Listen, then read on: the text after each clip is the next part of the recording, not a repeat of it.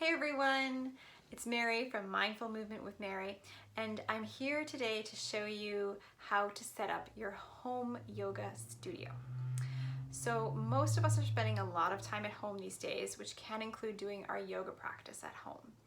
And if you are used to practicing in a professional studio, you remember that there are a lot of props that we use for certain classes or certain poses, and you may not have those at home.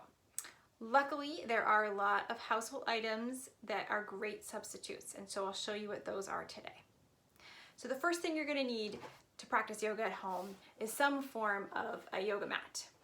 So yoga mats are the thin rubber or plastic mats. They come in different sizes, shapes, colors, brands, price points, but what they all have in common is they are grippy in texture. So they have a little bit of a sticky grip to them. They're sometimes called sticky mats. And that keeps us from sliding. So it provides stability, both when we're doing standing poses and when our hands are down on the mat. So if you don't have a mat or don't have access to getting one, you can certainly practice on the floor. I would just recommend that you take your socks off so you reduce any more potential for slips and falls. Okay, so the next common thing is a block. So yoga blocks, these are pretty standard. You're gonna find them at most yoga studios. They again come in different materials, but mostly the foam ones.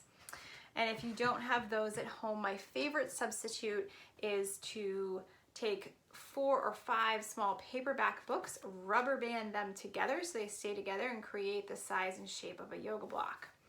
You could also use one really big book like a dictionary or encyclopedia.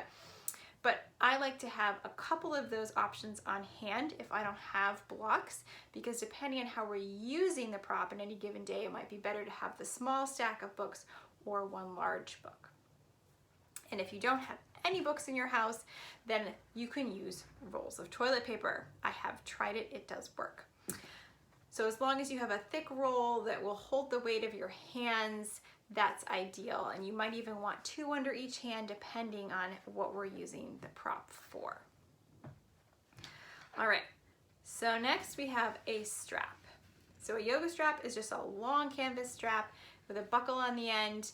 It's a nice feature to have, but it's not 100% necessary. So whatever you have that's that size or shape will work as well. So a scarf is a great substitute, or a belt, or a tie, or even a long piece of rope. Just pick something that's about 5 or 6 feet in length. All right, so the next item that's very common, let me grab this, is a blanket, which is fairly self-explanatory. These are the ones you'll find in yoga studios. They are a thick woven blanket called a Mexican blanket. But if you don't have one of those at home, any blanket will do. Even a beach or bath towel will do. My favorite one would be a patchwork quilt or something else that's thick and woven, like a wool or cotton blanket. The fleece blankets and the comforters don't work as well for this because when you fold them up, they tend to lose their height. There's a lot of air in there and they're a little slippery. So you want something that is thick when you fold it so it creates height. All right, so lastly, we have a bolster. So this is a typical yoga bolster.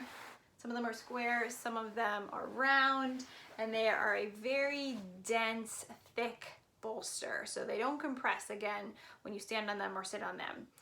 So the substitute at home would be a couch cushion or some bed pillows. So I have a king size bed pillow here, and I usually keep a couple of them in my home yoga studio. You'll want 2 or 3 to replace the bolster because again, they have air in them so they compress down with our body weight, whereas the bolster will hold its shape.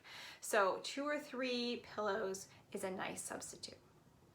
The only other thing you need is enough space for you to stretch your arms and legs out and maybe a little space against a wall to hold on to for balance.